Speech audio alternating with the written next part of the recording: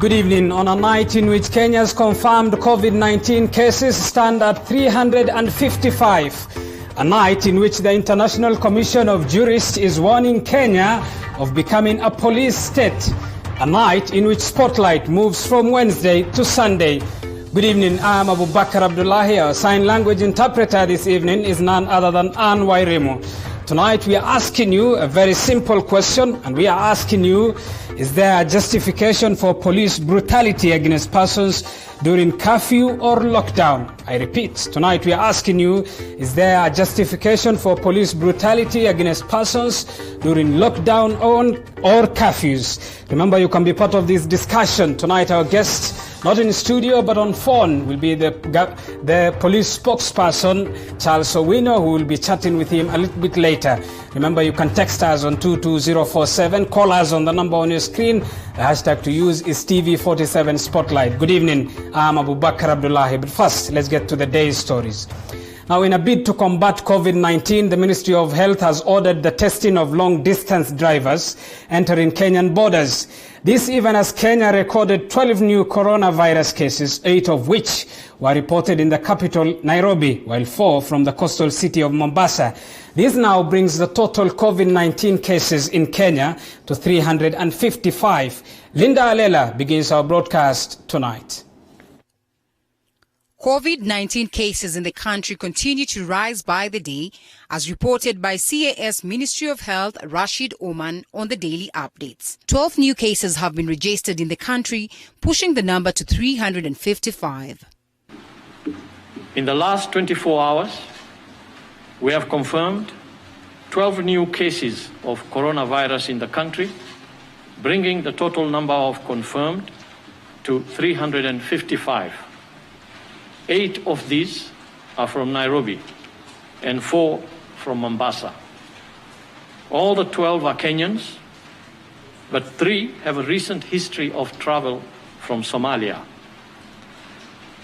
They are aged between 14 and 60 years. Rashid has called upon Kenyans to tighten the noose on upholding precautionary measures against COVID-19 and, importantly, preventing themselves against contracting malaria. Mosquitoes are not under quarantine or lockdown. They are still spreading malaria, and the same for other carriers of pathogens.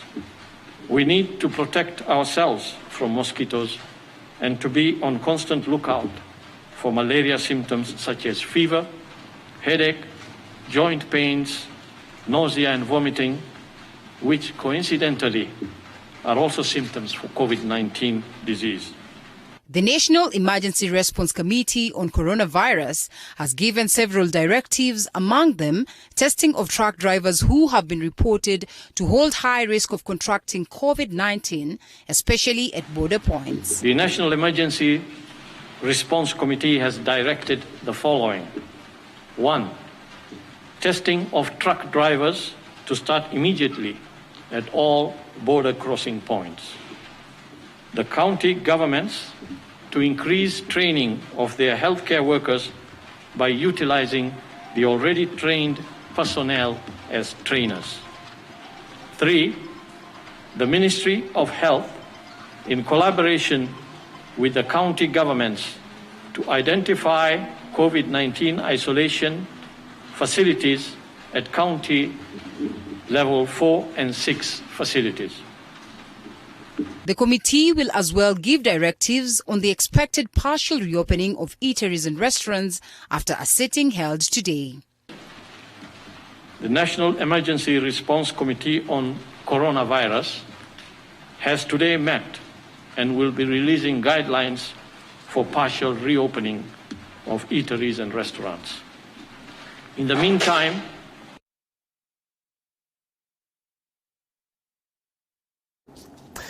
elsewhere, students across the country will spend another month at home following announcements by Education Cabinet Secretary that will see the holiday period extended at least by 1 month.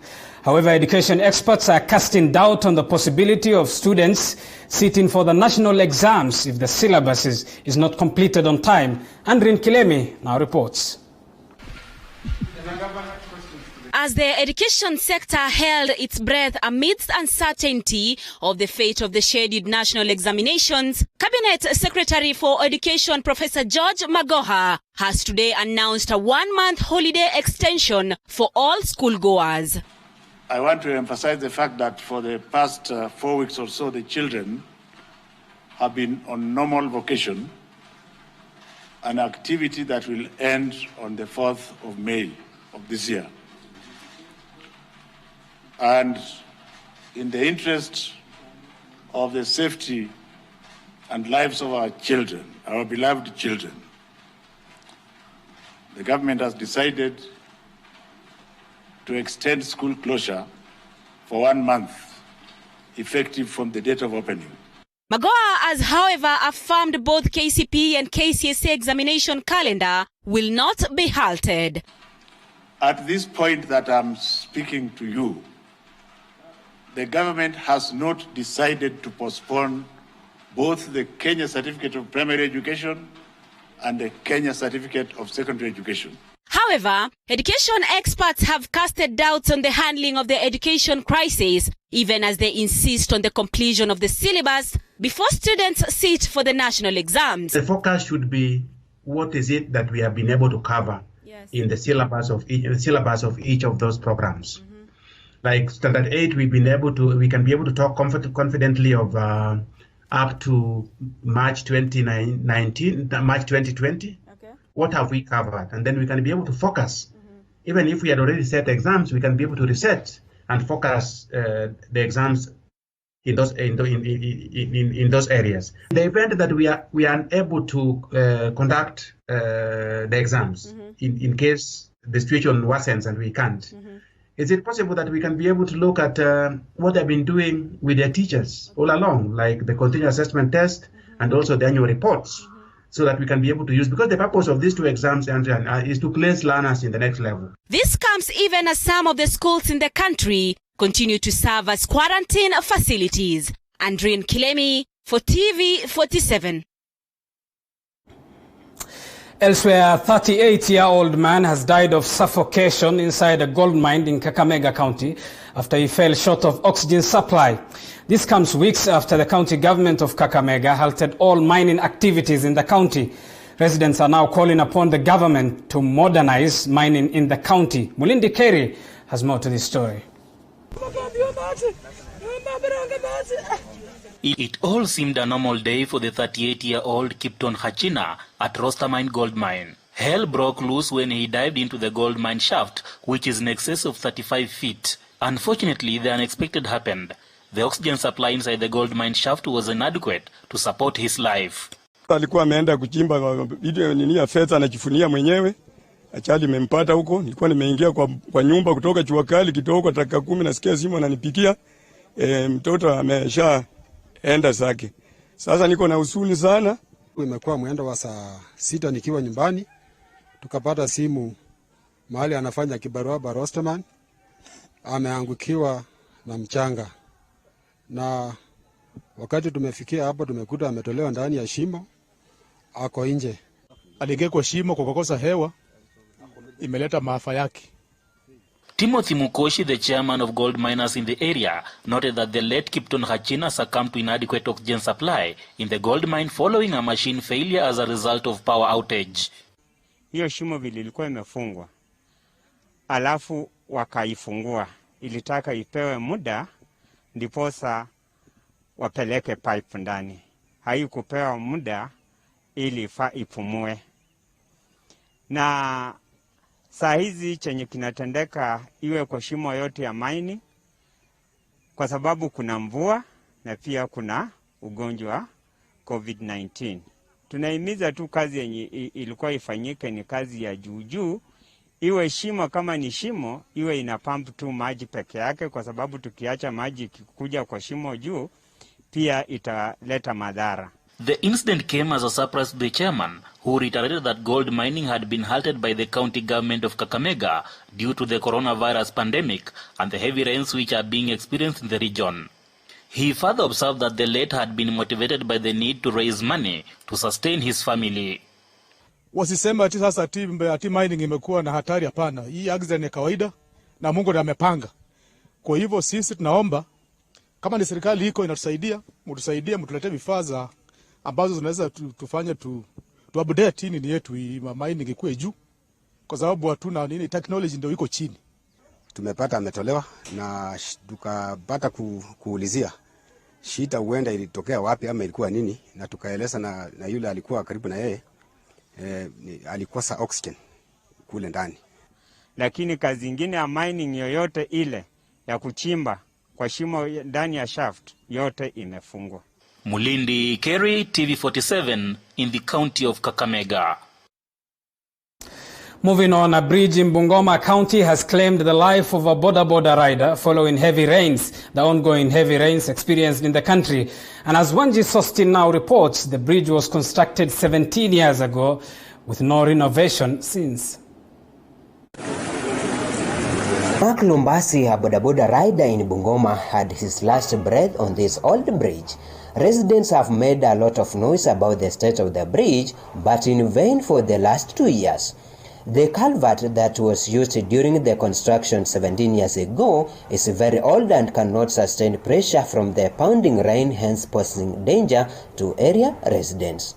Tumekuwa na mkasa asubuhi ya leo kwa hii daraja yetu ambayo ina connect watu wa Sacred na watu wa Namisi. Na hii daraja kuna kijana ameanguka hapo na amefariki. Kiongea hivi mwili umepelekwa mochari. Na kulingana vile wakaaji wa Msukuma, hasa eneo la Siritanyi, tumeongea hii daraja karibu miaka sasa ni 2. Tumeongea tukirudia tukisema daraja itakuja kuleta shida, hakuna mtu alikuwa anachukulia serious. Sasa so far mpaka sasa tumeongea tumefika daraja hivi ndio daraja inafanana. Hata kama tunaishi Uganda ama tunaishi wapi. Hii daraja imekaa miaka 17 tangu waitengeneze. Mpaka wa leo MCA, MP, Gavana wachawahi kukanyaka mahali hapa. Walitafuta tu kura, tukawapatia wakaenda. They are now calling on the county government to solve the situation that has been the hindrance of daily movement. Tunaomba viongozi wetu kama wanasikia mahali popote walipo. Na hizi daraja peke yake ya kwanza, tuko na daraja karibu 7. Hii daraja ya kwanza imeua mtu ya pili, kulikuwa na daraja hapo chini ikaua mtu, hii daraja hapa hivi tena imeua mtu. So sisi tunaomba tu uongozi wenye uko kwa viti. Kuanzia kwa MCA mimi nikimwambia na niita mimi ni mjinga. Sasa ujinga wangu umeua mtu hapa. Wanafunzi kupita katika hii njia ni hali ngumu sana. Wakaaji wanaofanya biashara kupitia kwa hii njia ni ngumu. Kwa hivyo tunaomba bwana governor, kwa sababu MCA tunapomwambia anatuambia tunampiga vita. Kama mvua imenyesha sana, watoto wa shule wanasunguka paka Sacred ndio pengine wafike nyumbani, na nyumbani kwao ni karibu hapa. Sisi kama vijana wa bodaboda wa Bungoma, hii kilio yetu tumelia sana, na kama itawezekana, kama itakuwa kwamba haezi jibu hii kilio yetu, MCA ni afadhali uende nyumbani, tutafute mtu mwenye anaweza tusaidia.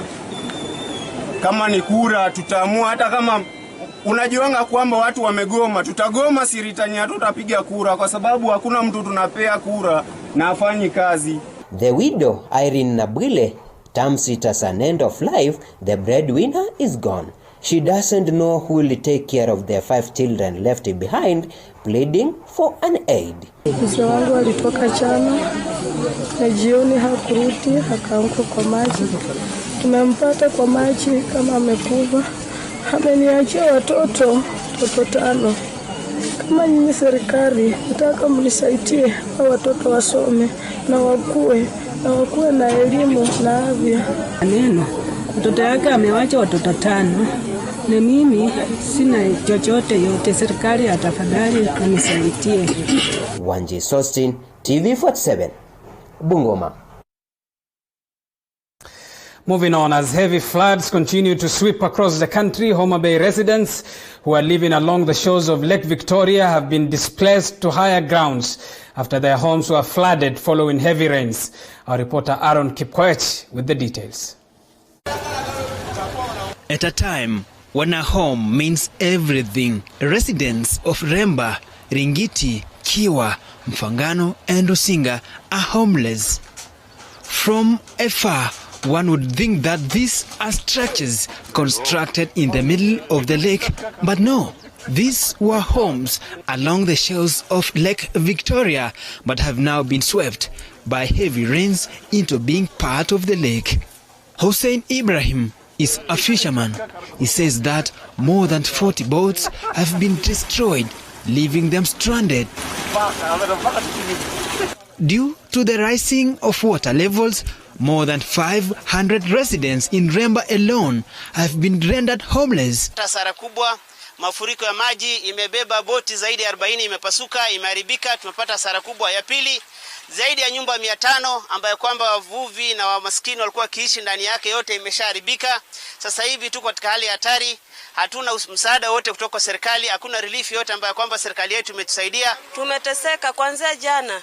Hatuna mahali ya kulalia, nyumba zote zimeenda na maji, watoto tunahangaika na watoto. Sisi kama akina mama tunalala kiwanjani, tunateseka kusema ukweli. Nyumba yangu, mahali nilijengea, imeenda yote na maji. Hatuna pahali ya kulalia kusema ukweli. Kwa sasa hatuna. Ni dhahiri kwamba ongezeko la maji limevunja nyumba, limevunja rasilimali za BMUs, na huenda beaches zetu kama zenye ziko kwa Vezewa tutakuwa na mielekeo kama serikali haitachukua msimamo mkali na kuangalia jinsi ya kusaidia wavuvi uvuoni.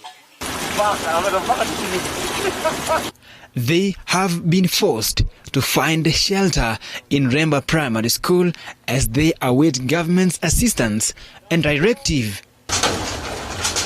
The Minister of Livestock and Fisheries, Aguko Juma, has assured Homa Bay residents that the government has set up plans to relocate them to a better place, while reminding them to continue following the guidelines set to curb the spread of the coronavirus despite their situation. We have authorized the BMU network to relocate them to higher places, specifically in Remba. I last week did a letter authorizing the BMU network to find a lasting solution. While the problem is temporary, we needed to find a lasting solution. I have authorized, and it is within my jurisdiction, that the people be allowed to relocate to a new landing site. That stands. That stands because it is the legitimate action which a county government can take. Aaron Kipkoech, TV47. Hello. Moving on, day 3 of Muslims across the globe observing the holy month of Ramadan, and most of the important traditions have been halted due to coronavirus pandemic. In Kenya, Muslims are observing prayers from their homes. Lydia Gashomo tells us more. During the holy month of Ramadan, mosques host daily free meals after sunset, fundraising events and prayer gatherings for what is the most communal of celebrations. But this year, rituals and routines have assumed a new normal.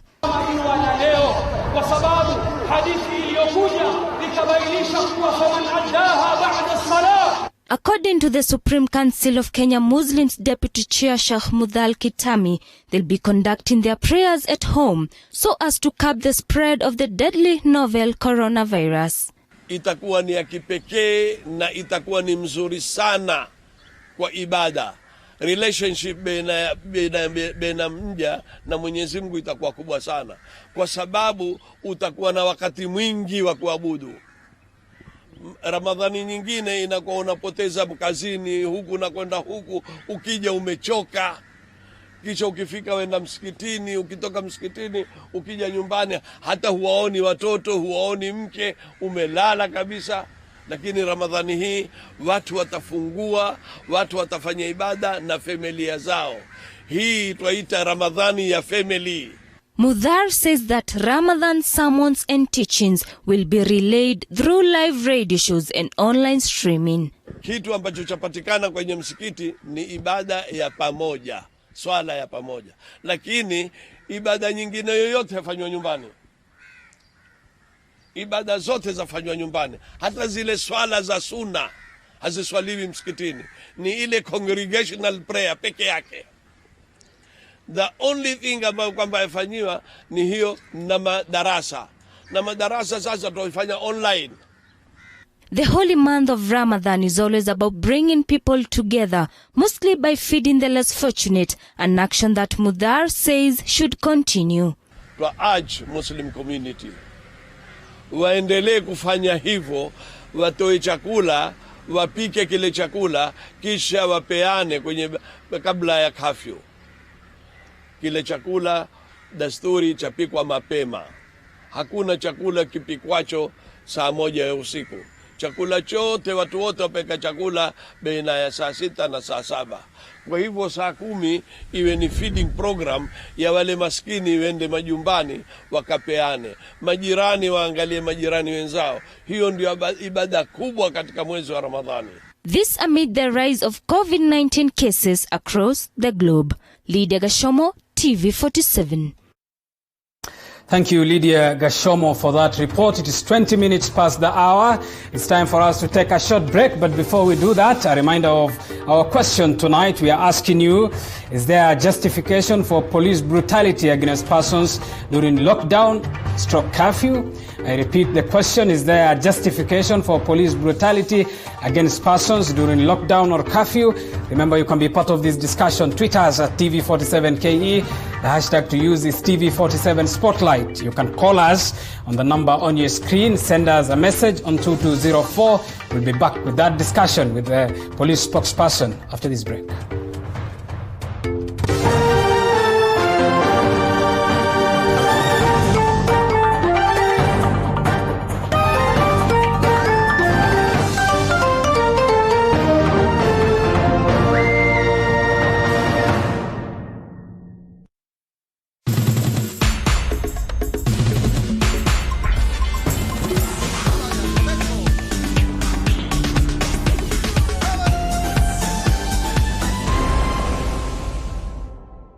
The coronavirus is spreading rapidly across the world, and currently there is no cure or vaccine against it. It spreads through tiny droplets when infected people speak, cough, or sneeze.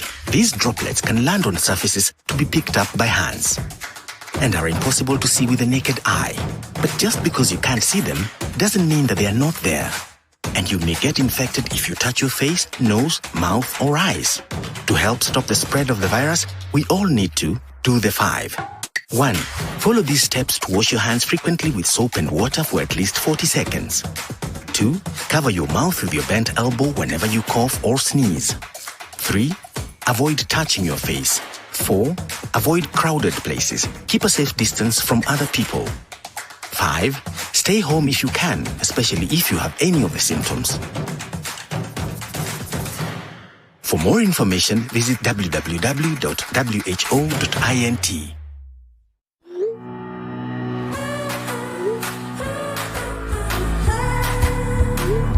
When it comes to pimple care, Acne's Creamy Wash contains multiple vitamins and removes excessive oil and dirt. Acne's Toner rejuvenates skin. Acne's Sealing Gel fights bacteria. Use Mentholatum Acne's for clear and smooth skin every day.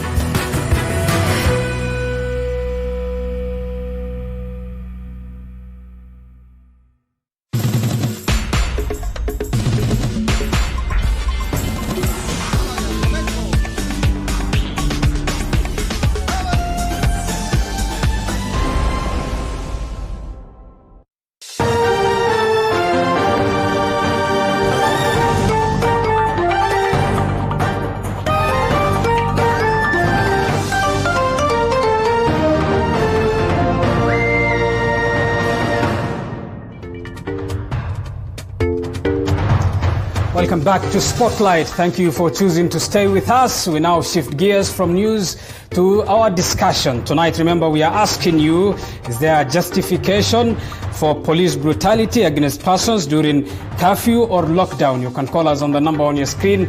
Send us a message on 22047. Call us on the number on your screen as well and be part of this discussion. You can tweet us as well at TV47KE, and the hashtag to use is TV47 Spotlight. Our guest who's joining us by way of phone is the police spokesperson, Charles Owino. Spokesperson, thank you for making time for us this evening. Thank you.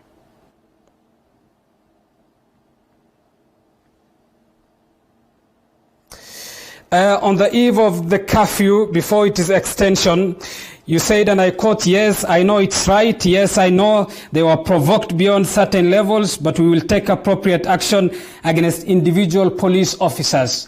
1 month later. First, before I come to whether there has been an action taken, let me ask you this. What kind of provocation warranted the death of Yasin Moyo, a 13-year-old kid who was killed on the March 31st in Nairobi County, who was standing at the balcony of his parents' house? Was there a provocation in that essence?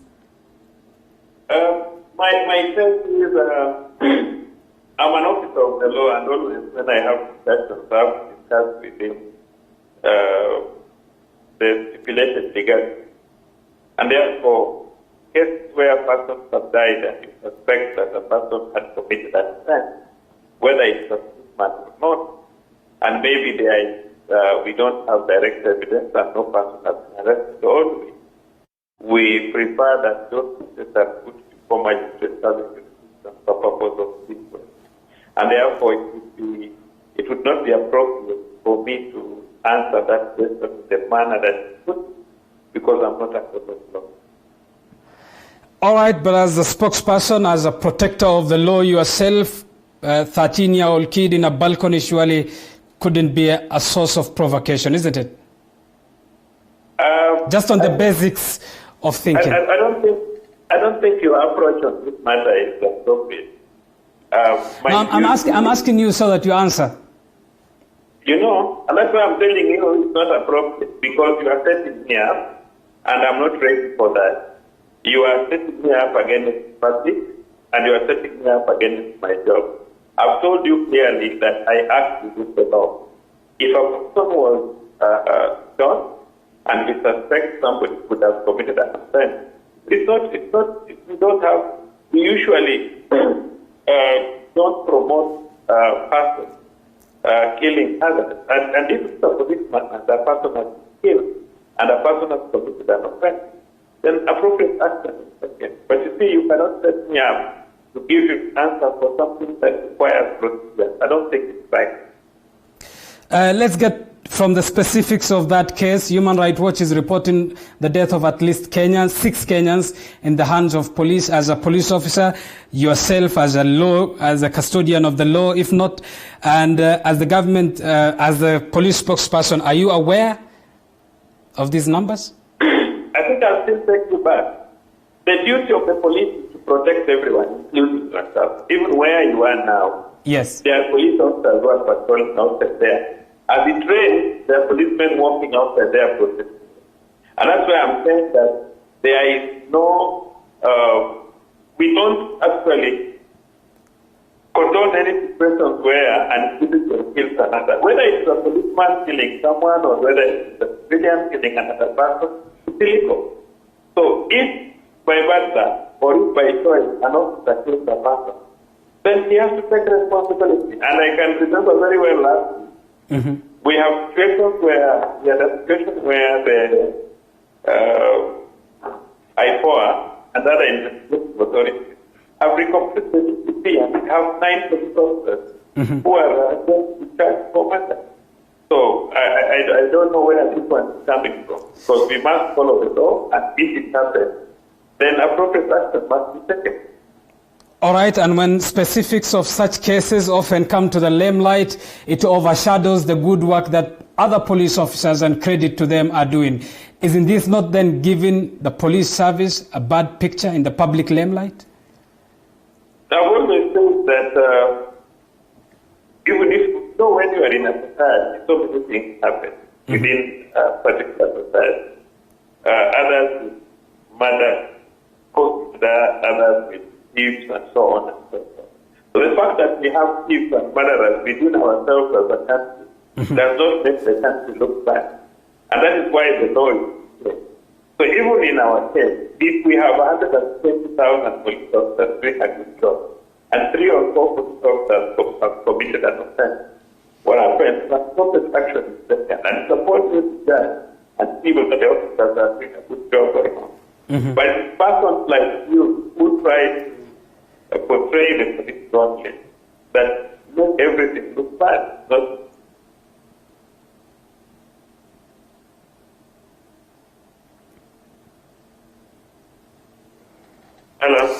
All right, You are quiet. Yeah. Go ahead, I can hear you now. Well, I'm finished. ask another question. All right, from its establishment in 1907 to a more modernized police service, one will presume, if one is to ask you over the years, how has the police service, if not police force in this country changed, what will your answer be? I don't know exactly what you want, because the police has gone through a lot of reform process. And if you take me back to 1908, that we are going too far, it would be appropriate to talk about police, especially maybe the 90s. Before, we still had a single party system, the multi-party democracy, the promulgation of the Constitution of 2010, to the police reform agenda between 2013 and now. And you are well conversant with so many things that have happened. You are aware that before 2013 or before the promulgation of the Constitution of 2010, we did not have a police service commission. Yes. We all felt we were all working under the public service commission. Now we have the police service commission. We also have an oversight authority to oversight over maybe the mistakes that we may make in the process of work. And a number of things. I think quite a lot has changed and quite a lot has improved. The number of police officers has increased from about 30,000 to over 100,000. In terms of vehicles, the number of services of these vehicles has increased. Our locations in terms of budgetary has gone up. Our equipment has gone up. The number and the quality of equipment, including vehicles, even our firearm capacity. And we also know the challenge of terrorism, which has been quite a problem, which has demanded that we rearm ourselves, we train ourselves in more modern ways, better ways. We are even using equipment that are otherwise meant for military, like the AMBAS. So I think quite a lot has improved or fair enough, from the establishment of some of these institutions to the change in laws from the promulgation of the new constitution. If then one is to ask as well, are these gains trickling down to individual police officers, or there is a generalization that these reforms are made? Yes, go ahead. The gains have trickled down. We earn much more than what we used to earn before. For some positions have fairly improved. You are aware that the junior officers are no longer restricted to live for this line. They can live outside the police institutions. And I think there's a lot of improvement.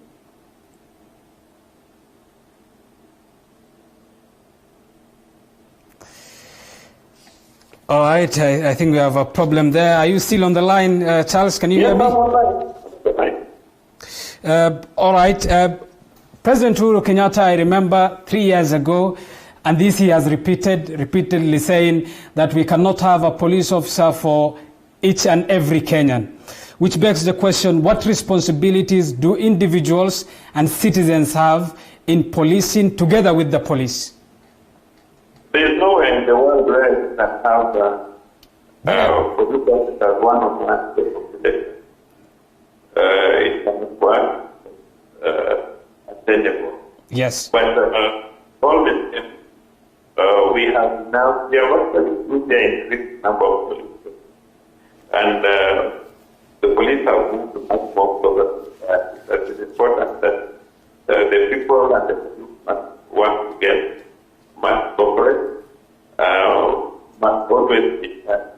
And the public must share information with ought to share information with the police, and the police ought to ensure that the right thing to ensure that the relationship between the police and the public improves. So that's the only way that we can understand policing appropriately. But there is equally mistrust between the people and the police, isn't it? When, for instance, cases of terror were rife in northeastern Kenya, the residents there, I remember, were saying they don't trust enough to share some of this information with the police with fear of victimization. Yes, so, but people must also remember that police is it's the Kenyans that decide they want to have a police service and we want to have police. Therefore, it is important that they work and that gap of trust must be narrowed as possible. And you play a very big role in narrowing the gap by trying to highlight more good things that the police are doing, other than highlighting only bad things that you think one of the policemen have done. See the total number of policemen that we have. Just like when we started this conversation, we started it very negative. No, it wasn't negative. I asked you a question based on facts. Is there negativity to that? It may not be a fact. When may be factual, but it may not. I quoted. And also it's negative. It's the way you put the question quite negative and against the public. Okay, let me paraphrase my question and quote what the Kenya chapter of the International Commission of Jurists is saying, and I quote, it says, "We are witnessing rampant and continued human rights violation meted increasingly in the guise of controlling the spread of COVID-19. Are they still negative? You tend to believe in what they are telling vis-a-vis what they are telling you. So it remains negative.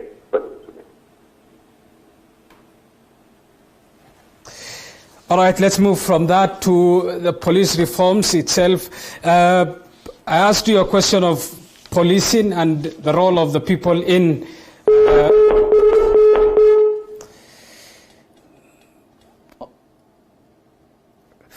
all right, I understand we have lost Charles on phone. Nonetheless, we'll try and get him back. Your thoughts are coming in. I'll be able to sample them in a few. But now, I understand we need to take another short break here on Spotlight. We'll be back with much more after this break.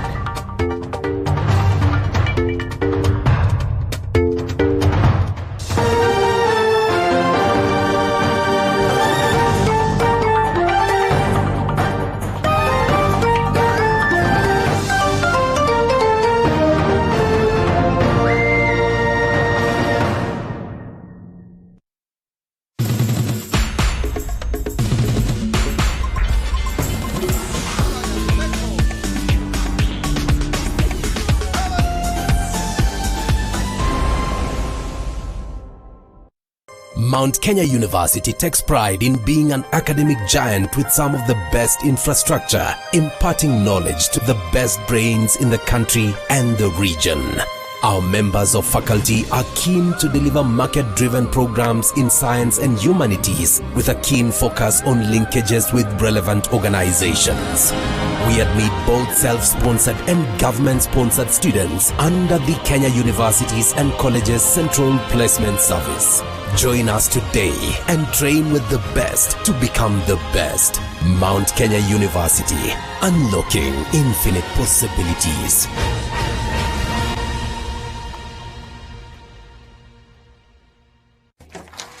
Hey, Sospita son, tumefutwa wote. Yawa, pia wewe? Tumeachiliwa. Si pia wewe unaweza anzisha biashara yako? Na hii economy venye iko tough sana. But not too tough for Mwananchi Credit. Tutafanya aje? Si niko na 5 good cars. We can get a quick logbook loan approved within 6 hours. Nataka kuanzisha salon na spa. Hii haitatosa. Si tuko na title deeds pay. We can still get more money using them. Get a quick approval within 6 hours using your logbook or title deed. Do not get stuck. Call Mwananchi Credit today.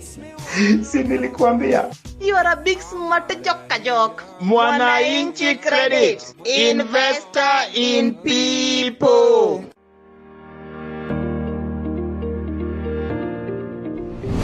Look at gesturing.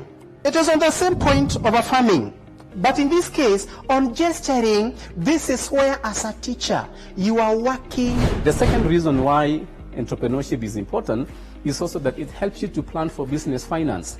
Business finance here simply means how much money do you need at the point of starting the business, and when is it needed, and is it for a short period of time or for a long period of time?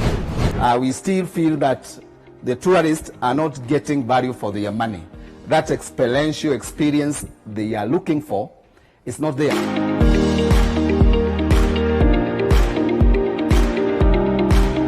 The coronavirus is spreading rapidly across the world, and currently there is no cure or vaccine against it. It spreads through tiny droplets when infected people speak, cough, or sneeze.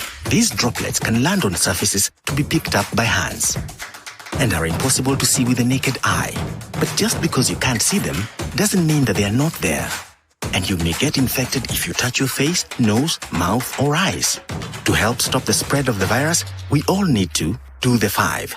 1. Follow these steps to wash your hands frequently with soap and water for at least 40 seconds. 2. Cover your mouth with your bent elbow whenever you cough or sneeze. 3. Avoid touching your face. 4. Avoid crowded places. Keep a safe distance from other people. 5. Stay home if you can, especially if you have any of the symptoms.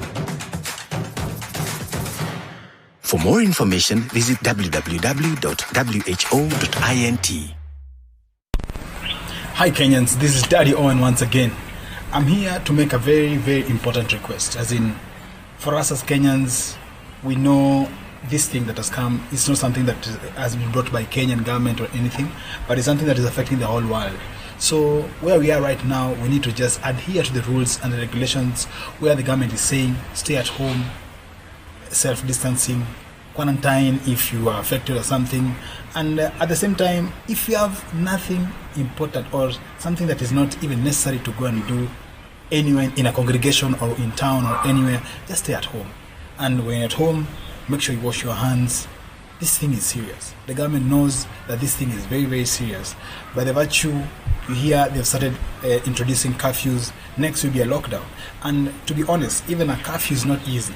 And try to imagine now, what about the lockdown? So for all of us as Kenyans, let us not create a narrative right now for them versus us. It's just us as a country to come together, the government and the citizens to come together and make sure we fight this COVID-19 together as one. Because at the end of the day, the government knows we don't have the capacity to hold or to even to host the patients who will come in numbers if you're all of us infected with the disease. So kindly, let's adhere to government's rules. Of course, I don't support police brutality, but I'm just saying, just make sure, avoid all these unnecessary confrontations with the government, with the police. Stay at home. The curfew is just around 10 hours. Within the 10 hours, make sure when you're out during the day, plan your day well, go home early, make sure you're at home when it's necessary. At the end of the day, if we come together, we shall overcome. Daddy Owen once again.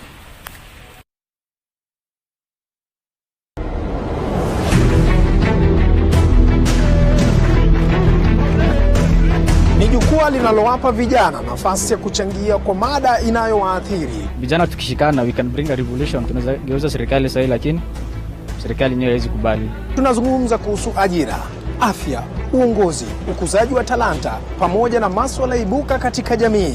Ni mazungumzo bora inayofungua mlango wa suluhisho kwa masuala tata miongoni mwa vijana. Ungana nami Paul Kirobi kila siku ya Jumatano kuanzia saa 12 hadi saa 1 jioni katika kipindi cha Vijana Mashinani. Wakati wetu ni sasa.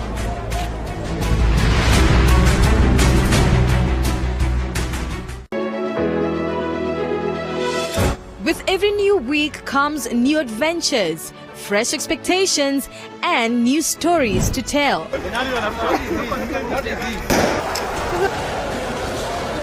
Where others tell you stories as a youth, we will invite you to the table to critically debate. We will continuously recycle the same kind of leaders and the same kind of bad leaders that we end up complaining about later if we do not adopt a value and issue-based political system in this country. Well, of course, here on New Week, we are all about matters youth as youth. Analyze developing stories and how they are likely to shape up in the new week.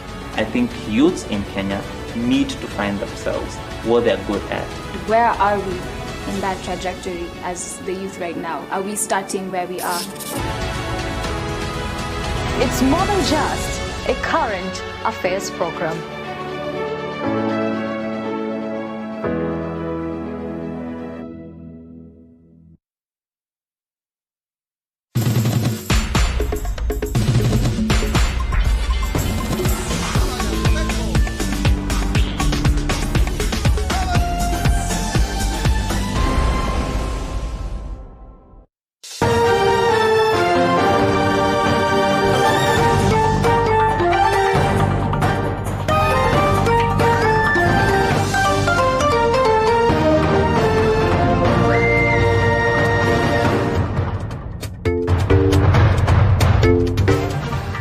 back to TV47 Spotlight. Thank you for choosing to stay with us.